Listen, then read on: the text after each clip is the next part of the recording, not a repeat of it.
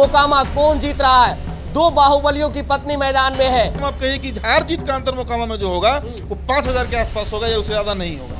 मतलब अगर पंडारा की बात करें, हाथीदह की बात आप कीजिए, आप टाल की बात कीजिए, तो इन जगहों पर किस जाति के लोग ज्यादा संख्या में रहते हैं। यादवों ने विरोध भी किया था आनंद सिंह का पुटुस यादव वाले हत्याकांड पर। आरजेडी को वोट दो, आरजेडी को वोट दो, वीडियो भी खूब वायरल हुआ है। 90% हानुक जो है वो वोट किया है महागठबंधन की नीलम देवी को। 60-40 आप कह सकते हैं वोटिंग हुआ है। चिराग पासवान एक ऐसे फैक्टर बन गए मोकामा में जिन्होंने लड़ाई को नेक टू नेक बना दी कि मोकामा में किसी भी कीमत पर हार जीत का जो मार्जिन होगा वो 4 से 5000 के अंदर ही होगा। बीजेपी ये बहाना बनाएगी कि वो मोकामा क्यों हारी। कुछ भूमिहार इस कंफ्यूजन में भी रह गए हैं कि वो किसको वोट करें। जाति समीकरण की भी हम बात कर लेते हैं ताकि स्पष्टीकरण हो सके कि मोकामा में जीतने का चांस किसका।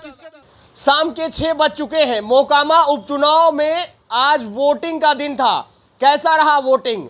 कौन जीत रहा मोकामा? ये सवाल बिहार की जनता जानना चाहती है। इस समय पूरे देश की नजर मोकामा और गोपालगंज उपचुनाव पर टिकी है। हमारे साथ उदीप आर्यन है, हमारे कई सवाल के जवाब देंगे। मोकामा कौन जीत रहा है? दो बाहुबलियों की पत्नी मैदान में है। ललन सिंह की पत्नी सोनम देवी, जिसे बीजेपी ने अपना प्रत्याशी बनाया है, तो दूसरी तरफ छोटे सरकार के नाम से विख्यात अनंत सिंह जेल में है और राजद के प्रत्याशी बनी है उनकी पत्नी नीलम देवी।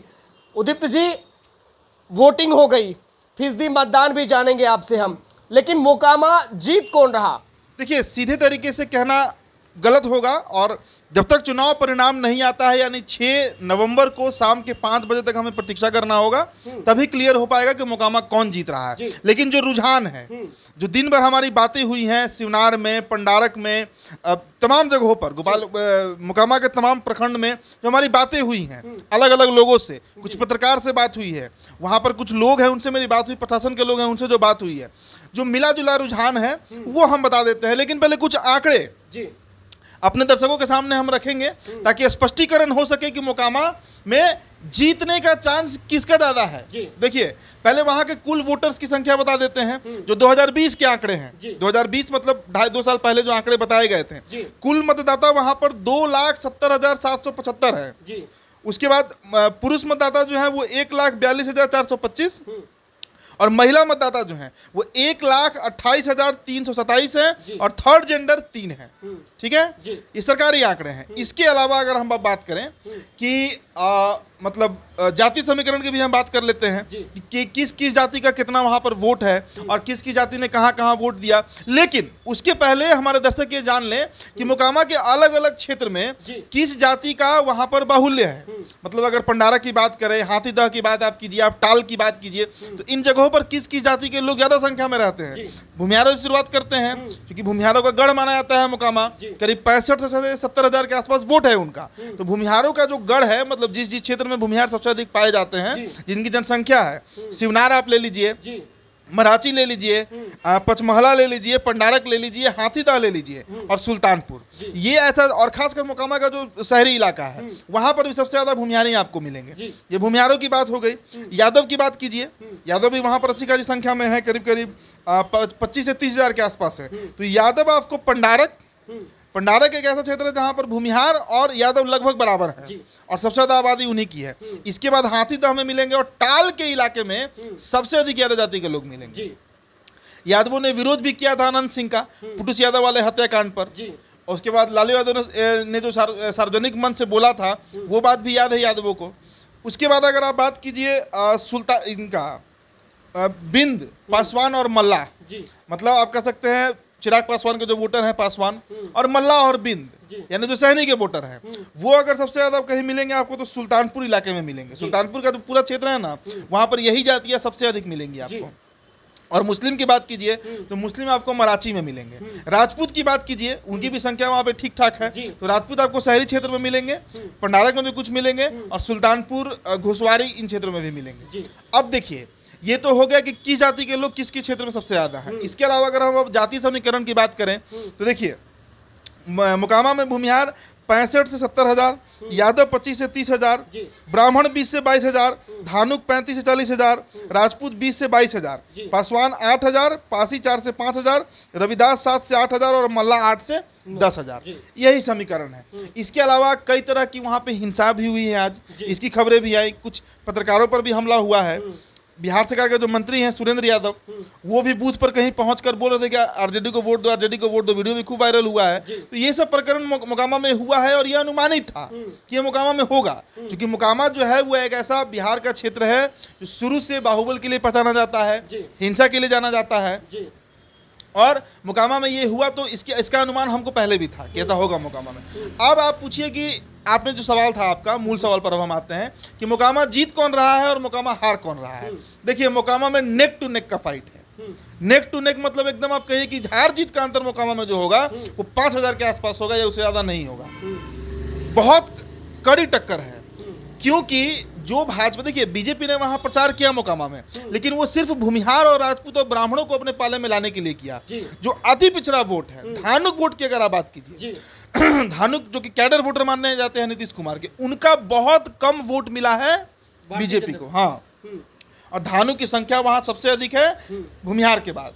करीब करीब 40,000 के आसपास धानुक वोटर है मोकामा में। वो आप कह सकते हैं कि 90% धानुक जो है वो वोट किए हैं महागठबंधन की नीलम देवी को। भूमिहारों की बात कर लीजिए, जिनकी संख्या सर्वाधिक है मोकामा में, तो भूमिहार इस बार दबे जुबान से ही सही कमल दबाए हैं।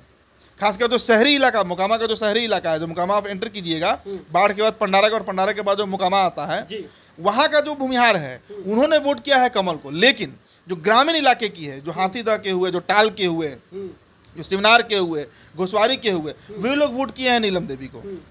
तो आप कह सकते हैं कि 50% भूमिहार का वोट जो है बढ़ गया है।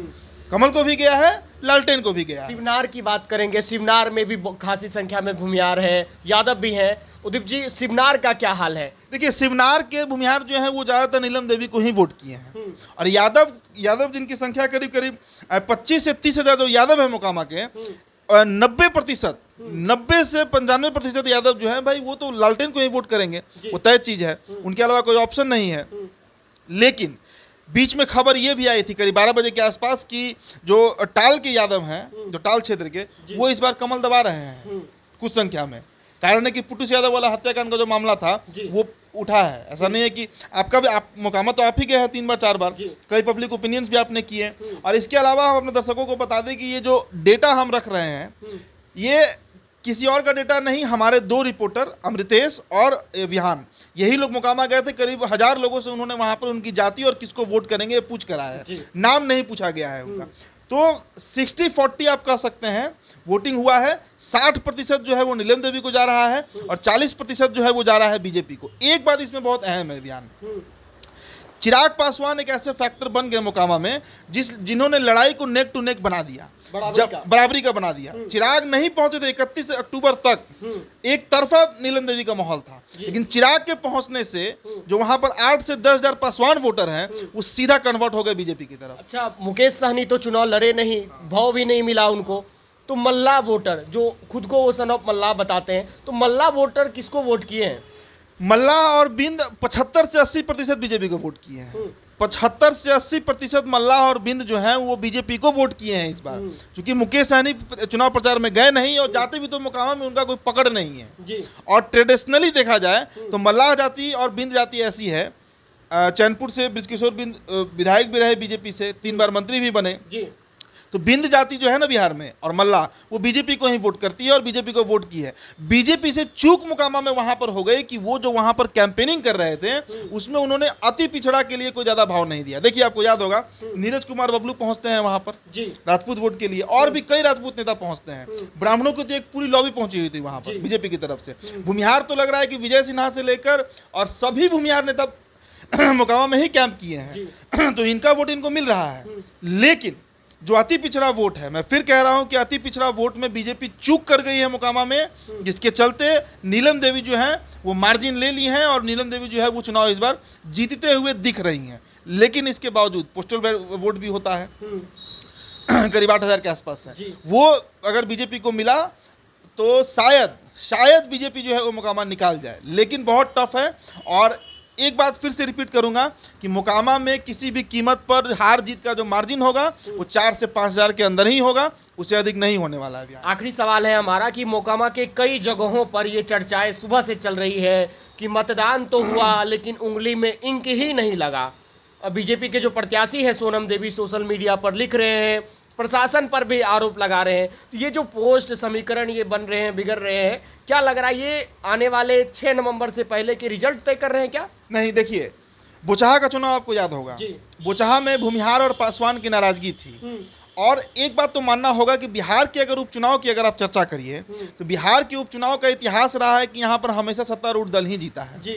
लेकिन बोचहा में जेडीयू और बीजेपी ने मिलकर प्रचार किया, इसके बावजूद अमर पासवान जीते, मतलब विपक्षी पार्टी के जीत गए थे। तो मोकामा में आपका जो सवाल है कि वो नहीं लगा है और इसका शिकायत सोनम देवी कर रही हैं, ये पूर्वाभास है।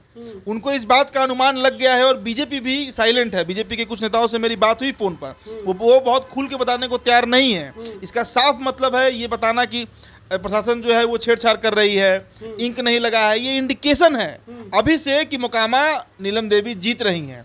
बीजेपी ये बहाना बनाएगी कि वो मोकामा क्यों हारी, तो नीतीश कुमार के प्रशासनिक अधिकारियों के चलते उन्होंने घपला कर दिया, वहां पर अब कई तरह के मुद्दे उठेंगे। इसकी शुरुआत सोनम देवी कर दी है इस बात को कहकर कि मोकामा जो है वहां पर ये उंगली पर नहीं लगाया गया है, लेकिन ऐसा कोई फैक्टर नहीं है। एक बात और, वोटिंग इस बार थोड़ा कम हुआ है। दोपहर 2 बजे तक आप मानकर चलिए 42% था और शाम होते होते तक 50% के आसपास अभी तक का जो डेटा आया है, एग्जैक्ट डेटा अभी नहीं आया है, लेकिन 50% के आसपास जो है वो वोटिंग हुआ है मोकामा में। ये भी इस बात का इंडिकेशन है कि इस बार बहुत सारे लोग वोट करने नहीं निकले हैं और खासकर भूमिहार समाज के लोग। देखिए भूमिहारों के सामने एक बहुत बड़ी दुविधा ये हो गई कि ललन सिंह जो है, जिनकी पत्नी सोनम देवी चुनाव लड़ रही हैं, वो इस बार एक भूमिहार के घर गए हैं और हाथ जोड़कर उन्होंने वोट मांगा है। दूसरी तरफ अनंत सिंह का प्रतिष्ठा है, भूमिहारों का कॉलर है, भूमिहारों का प्रतिष्ठा का बात है, टोपी का पगड़ी का बात है। तो कुछ भूमिहार इस कंफ्यूजन में भी रह गए हैं कि वो किसको वोट करें।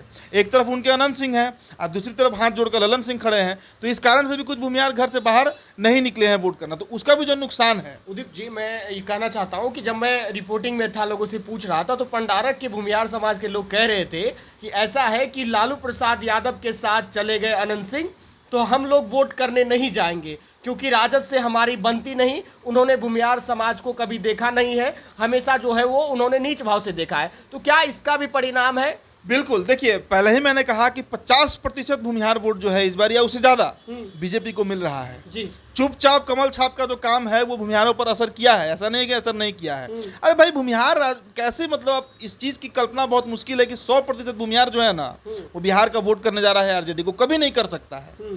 लेकिन अगर नीलम देवी लीड लेंगी तो वो अति पिछड़ा वोट, मुस्लिम वोट और यादव वोट इन्हीं के चलते ले पाएंगे। भूमिहारों में तो सेंध लगा ही है, अनंत सिंह नहीं है। देखिए अनंत सिंह का बात अलग हुआ करता था, अनंत सिंह अकेले भूमिहारों के ऊपर एक छत्र राज किए, पहले सूरजभान सिंह किए, उनके पहले दिलीप सिंह किए और अब अनंत सिंह का ही दबदबा था। लेकिन अब अनंत सिंह खुद फिजिकली मौजूद नहीं है और जिस तरीके से धारदार कैंपेनिंग किया गया, विजय कुमार सिन्हा जिस तरह से कैंपेन किए हैं वहाँ पर, उसका असर दिखेगा। और जब रिजल्ट आएगा और उसके बाद किस जाति ने कितना वोट किया, जब उसका निकलेगा आंकड़ा, तो वो भी अपने दर्शकों के सामने हम रखेंगे। लेकिन अभी तक जो खबरें हम तक आई हैं उसके अनुसार नीलम देवी आगे हैं, लीड ले रही हैं। अब हार जीत का फैसला जो है वो 6 नवंबर को शाम तक हो जाएगा। चलिए, मोकामा उपचुनाव में मतदान संपन्न हो गया है और चिराग पासवान के एनडीए में आने से मोकामा का मार्जिन भी कम हो गया है। नीलम देवी के नेता जो हैं वो लगातार सोशल मीडिया पर लिखते नजर आ रहे हैं। वहीं भाजपा के नेताओं के द्वारा सुशासन बाबू के प्रशासन पर कई गंभीर आरोप लग रहे हैं।